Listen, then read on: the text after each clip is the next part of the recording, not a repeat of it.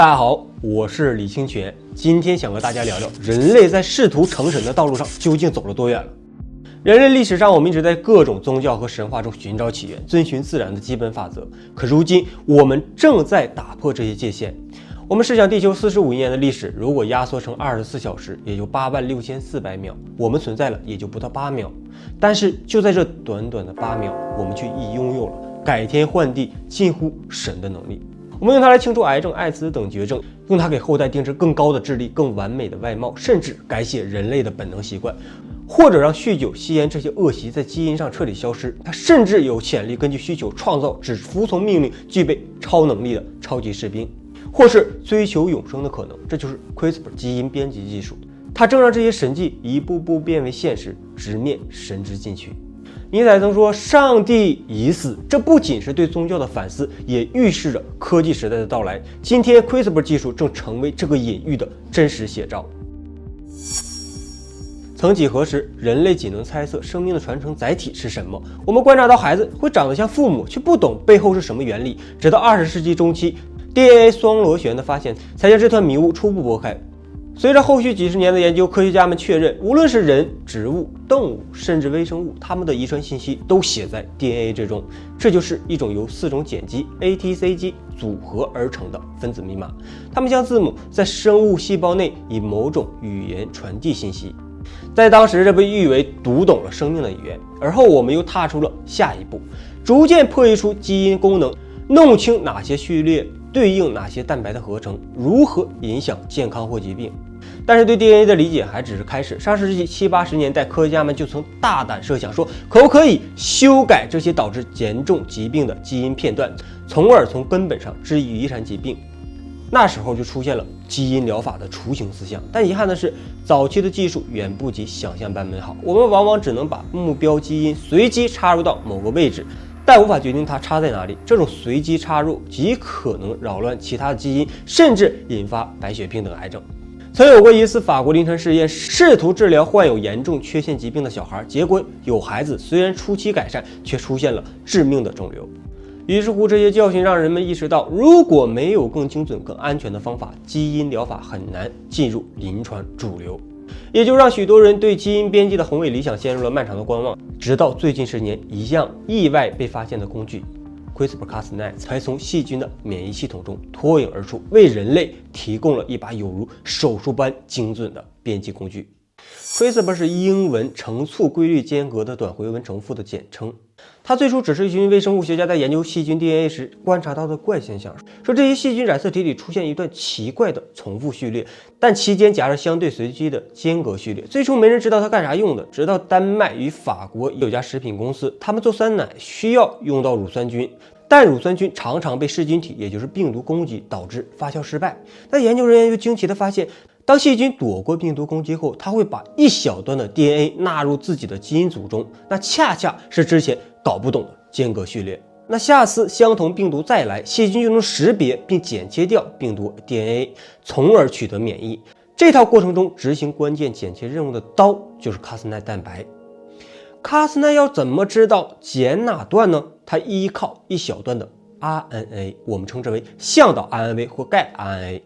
这 RNA 与病毒的 DNA 完全配对时， Cas9 就咔嚓一下子将那段 DNA 双链切断。可以说 CRISPR 是细菌的天生免疫机制，相当于把敌人的一部分信息记下来，再凭借生化剪刀 Cas9 巡逻，一旦对上号就精准的斩杀。这种机制听起来十分的巧妙吧？科学家们脑袋瓜一转，说如果我们能把细菌这套系统移植到其他生物体，比如人或动植物的细胞里，并且自己去设计那段向导 RNA， 不就能指挥 Cas9 去任意切一段目标的 DNA 了吗？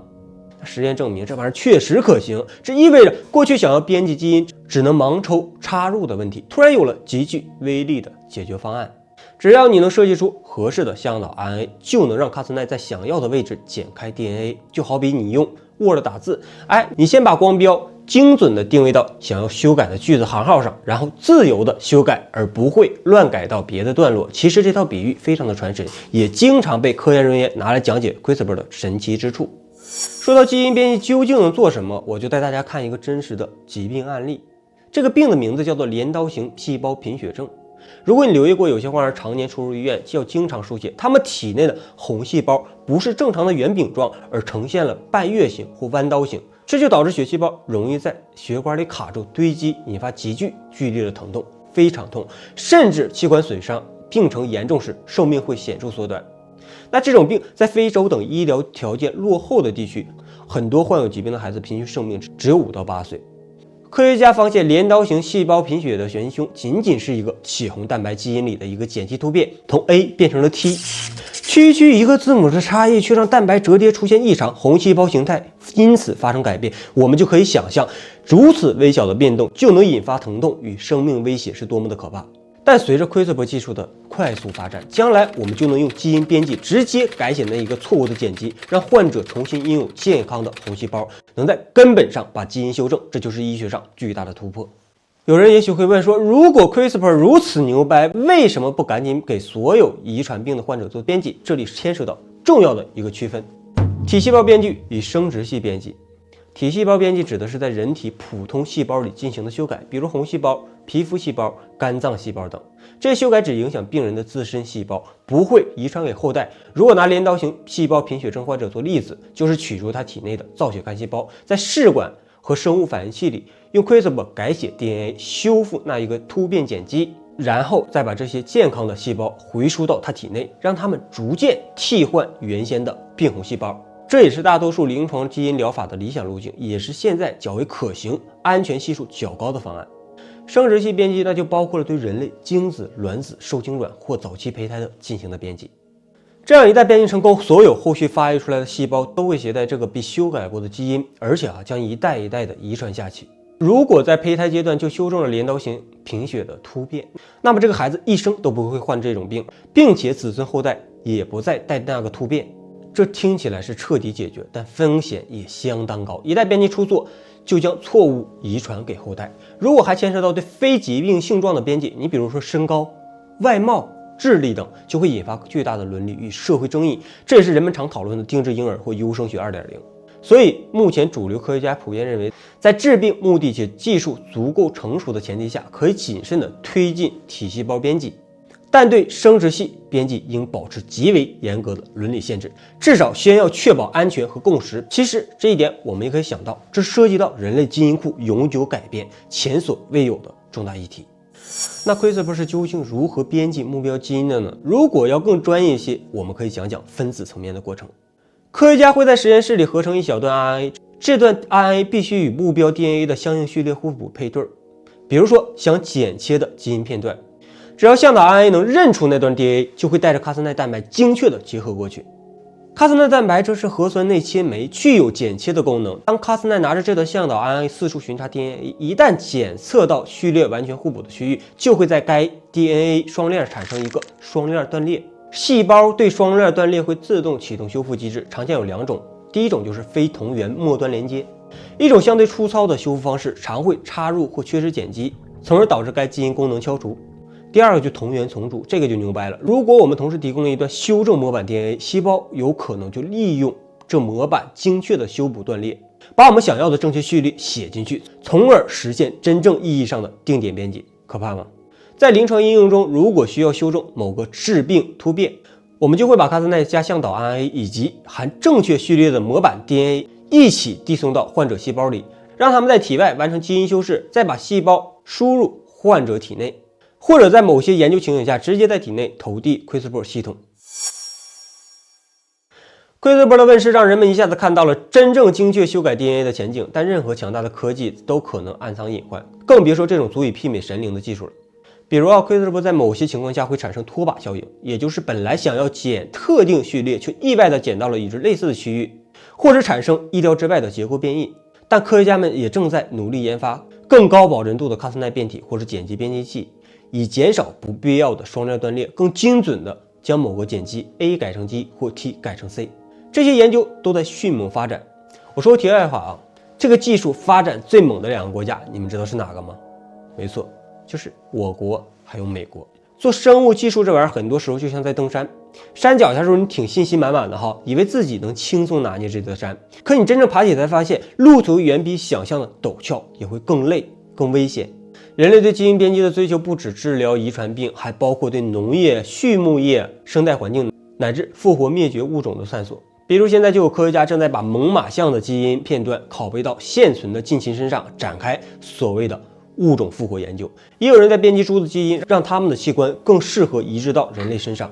那更有人通过 CRISPR 令作物更耐旱、更抗病。有人甚至在商讨去除人类胚胎中某些缺陷的基因，从而得到更健康的后代。以上种种都反映出人类在面对气候变化与物种濒危时的焦虑。自打人类从丛林中走出来，自然规律就已经被改变了。但是我们一直处于矛盾的状态，我们既担心自己改变了自然，又希望通过技术干预去弥补先前的破坏。但是这些也引发社会大众的种种忧虑：我们是不是在擅自扮演天道？若扩大到增强或定制，社会阶层是否会进一步的分化？一旦基因优良者成为新的精英，是否会出现科幻作品里那种阴暗的阶层化？就像《美丽新世界》描绘的那个极端的乌托邦世界。这一切都关乎我们对人类本质的定义。天道之宏大与人之渺小，往往让我们保持敬畏。但科技的发展似乎又给了我们这些两脚小儿前所未有的力量，改变自我，改变生态，甚至改变后辈的基因蓝图。就像普京在2017年10月世界青年节上的讲话，他说：“基因工程将使药物学有难以置信的机会。这些新医学改造基因病患者的基因，好吧，这很好。但这个过程还有另一个方面。我们能想象，这意味以希望的标准定制人类，可以是个数学天才，可以是个音乐家，但也可以是个士兵。他能毫无畏惧和没有痛觉的去战斗。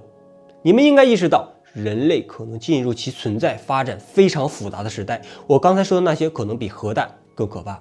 人类历史上每次重大的技术革命，往往带来创世般的壮举，也伴随着深远的争议。CRISPR 基因编辑技术也不例外。当我们得以深入 DNA 根源，改变物种与个体命运时，便不可回避的要追问：谁有权利决定如何编辑生命？我们是否应当在治疗疾病之外，进一步的改变人类特质，比如身高、智力或外貌？当编辑发生在可遗传的胚胎基因组上，这会不会打开潘多拉魔盒？试问一下大家，如果你能用基因编辑，最想解决哪种疾病？你会支持让下一代有更高的智商和更完美的外貌吗？就拿人类胚胎基因编辑这一议题来说，它在很多国家与国际伦理框架里都曾被视为高压线。但是随着技术日益成熟，有些团队已经尝试在实验室进行人类胚胎的基因修饰，试图消除严重的遗传病变。有人说这是对悲剧的拯救，当然也有人说这是对自然秩序的僭越。如果未来有一天，我们真的能在胚胎阶段就将癌症风险或罕见病基因彻底删除，理论上便可消除后代患病的可能性。但我们有没有可能也扼杀了人性的多样性，或者意外地改变了自然选择带来的基因平衡？毕竟在某些环境中，一些突变也曾带来正面的保护作用，比如镰刀型细胞贫血基因的杂合子对疟疾有一定抵抗力。就像我在开头说的，地球45亿年的历史，如果压缩成24小时，我们仅存在了不到8秒。而这8秒，我们就从原始茹毛饮血的丛林部落一跃进化到能探测宇宙、操控核能的高智慧物种。这是一个奇迹，你知道吗？并在这8秒留下了我们这一代人对基因编辑关键的抉择。有人想积极拥抱技术，早日造福病患，也有人对它可能带来的伦理与安全风险心存深深的警惕。其实也不怪科学家们担心，就是如果这种技术落到了战争贩子手中的话，后果你可敢想象？一群英勇无敌、绝对忠诚、没有痛感的超能力大兵出现在这个世界上，那将开辟一个全新的战场，神之力或许随之而来，那这个技术就会成为一把能将世界推向深渊的利刃。但我想说，它也许正在悄然地进入人们的视野。